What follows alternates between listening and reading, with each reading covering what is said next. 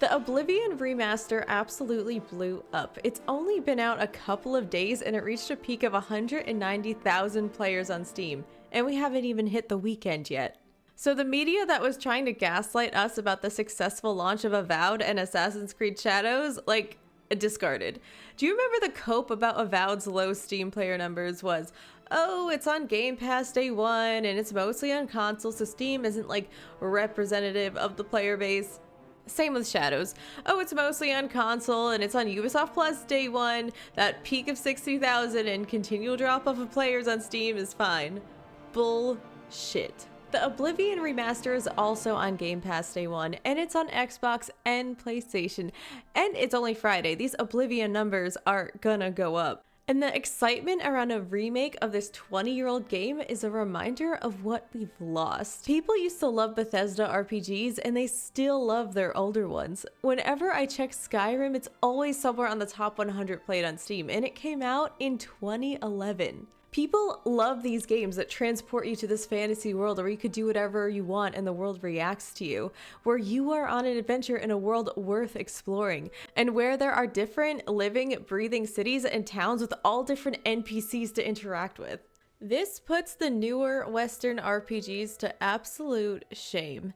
It's unbelievable that we used to get things like Oblivion in 2006, and now we get things like Dragon Age the Veilguard and Avowed. Also puts Bethesda itself to shame to see how far they've fallen, especially when you compare Oblivion to Starfield. But this remaster is overall a step in the right direction for them. Bethesda, with the help of Asian studio Virtuos, went in and remade this game from the ground up. It is a true remaster and only $50.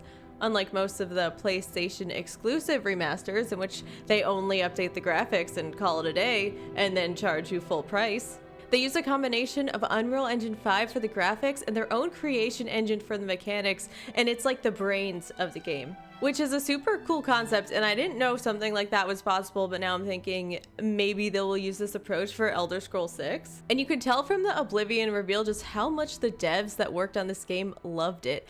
There was some real passion they put to this project. It's not just another slop fest to them. And I think they were so much more passionate in this video about Oblivion than in their Starfield reveal from a couple years ago. And they didn't just change the graphics, they made gameplay smoother and more polished. They added voice lines. And for someone that titled one of her videos about Bethesda, Bethesda is a horrible company, I'm impressed. This is a big win for Bethesda. Honestly, the newest fantasy RPG that I can think of that even comes close to something as classic and loved like Oblivion or Skyrim is probably Baldur's Gate 3. And that game was surprising at launch because we hadn't seen something like that since Dragon Age Origins or Skyrim. Obsidian tried to make a Skyrim killer in Avowed, in which the NPCs didn't move and there were no fish in the water, and we all know how that turned out. Just okay. Baldur's Gate 3 was so good that AAA devs were trying to lower expectations after Baldur's Gate 3, saying things like, oh, they had insane funding, which they didn't. Don't expect this from us in the future. Continue eating the slop, and they still won't stop.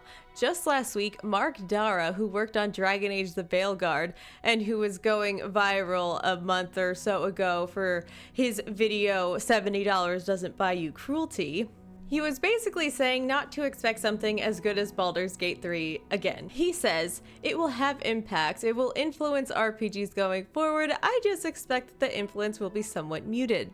Well, yeah, now not only are gamers going to compare your shitty games to Baldur's Gate 3, they are also going to compare it to the Oblivion Remaster too. This is just another insane cope from someone in the industry who has no interest in reflecting and figuring out what gamers actually want.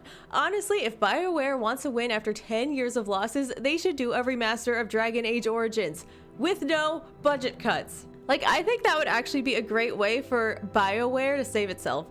Ask most people, their favorite Dragon Age game is Origins. There's clearly a huge demand for these deep fantasy RPGs and make everyone super hot. It's super important since romance is a big part of the game. And since it's such a home run, I can almost guarantee you that BioWare will 100% not do anything I just said. So back to the game, this is actually my first time playing it, and it's amazing so far. I only have a couple of hours in. It doesn't start with any long drawn out exposition about shit I don't care about. You're just thrown into the world, you're in jail, the guy in the other cell across from me started talking shit about how I was an Imperial, like it was awesome. Then I'm following these dudes that are escorting the Emperor there, then I accidentally killed one of the Emperor's guards, then I was defending the Emperor, and then the world was revealed. And even though I had quests to do like something in Cyrodiil, like right in front of me, I went to this little island first and explored this other dungeon where I found this sketchy necromancer dude and this note that might like lead to another quest. I got totally sucked in. And this is gonna take over my life.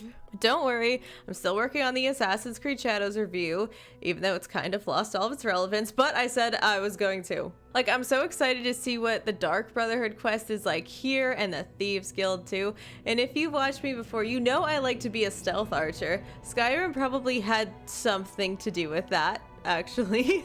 And I'm so excited to be the ultimate stealth archer and steal everyone's shit again. It's gonna be great. But I'm also excited about what kind of magic is going on in the game too. Like, there's a ton, I'm sure. This game is also a reminder of another thing we've lost along the way: common fucking sense. And the change I'm not excited about is the change from male and female to body type 1 and 2. And it's not a new thing for games to do this. I usually just roll my eyes and move on. But it is annoying. And I know Baldur's Gate 3 had this too, and it didn't ruin the game or anything, but it was annoying. And they also made it make more sense in BG3 since you also choose your gender identity in that game, so there was definitely more effort put towards it in that case than in this one. Another thing is that the characters you can make, especially the female ones, do not look good to me. I think they are too androgynous looking, but I'm sure I'll be able to find some mods to make them prettier eventually. Also, all the NPCs are kind of weird looking. It might be partly because they want to keep some of that original Oblivion charm. And overall, I do think games should have attracting looking characters, but for this one, it really is the exception to the rule because Oblivion is such a beloved classic. The body types are more in your face though in the character creator and are more jarring.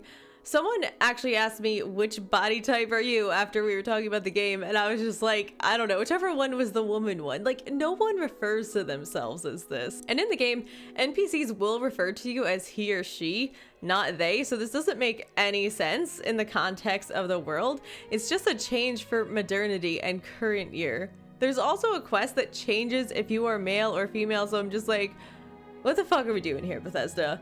And I have a feeling that most people prefer male or female as well. In fact, in Lords of the Fallen's new 2.0 update, which I actually played, before it came out, the CEO ran a poll on X to see if most people would rather have male and female or the body types.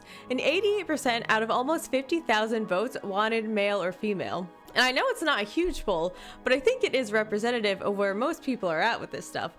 If you know of a larger poll with this kind of data, let me know in the comments. But if Bethesda ran their own poll asking this same question, do you think the responses would be wildly different? Because I don't. In addition to this, Lords of the Fallen added a ton to the new update, and they were able to go from around 500 players on Steam to 10,000, and it's an 18-month-old game. The CEO also stated that they sold 200,000 units since the 2.0 update. So giving the people what they want pays off. And back to Oblivion, someone already made a mod to change the body types to male and female, but then Nexus, the popular modding website, removed it from their site. And this is not surprising to me because they did the same thing with Elden Ring too. And what Nexus's censorship actually ended up doing was just get more people talking about the issue. But what was surprising to me is that when I was writing the script for this video, I look at Twitter and oh my god, they put the mod back on. This is truly wild to me. I did not expect this at all. Nexus also put out a statement saying some BS that the mod was removed, not because it was against terms of service, but because of the modder's behavior or something. They also closed down this discussion and said if you have a problem with it, you can block them. Like, what is this? I am truly shocked. The winds are changing, people are pushing back on this bullshit, and I think Nexus mods really just did this because they don't want people moving to a competitor like DEG mods, but I still think it was a move in the right direction for them. And as for Bethesda, I'm a bit mixed overall. The Oblivion remake is beautiful. It's a faithful adaptation, except for the body types. And this is what Bethesda used to make 20 years ago. But they've definitely lost their way with Starfield, which is a total antithesis to what they used to be beloved for. Starfield was a space exploration game with nothing worth exploring, and bland and sterile and poorly dressed NPCs. So this is definitely a step in the right direction for them, but I'm still a little cautious about Elder Scrolls 6. Hopefully I will be proven wrong. We'll see. And is Nexus mods on a good path? Yeah, I would say this is a step in the right direction and really something I never considered them doing.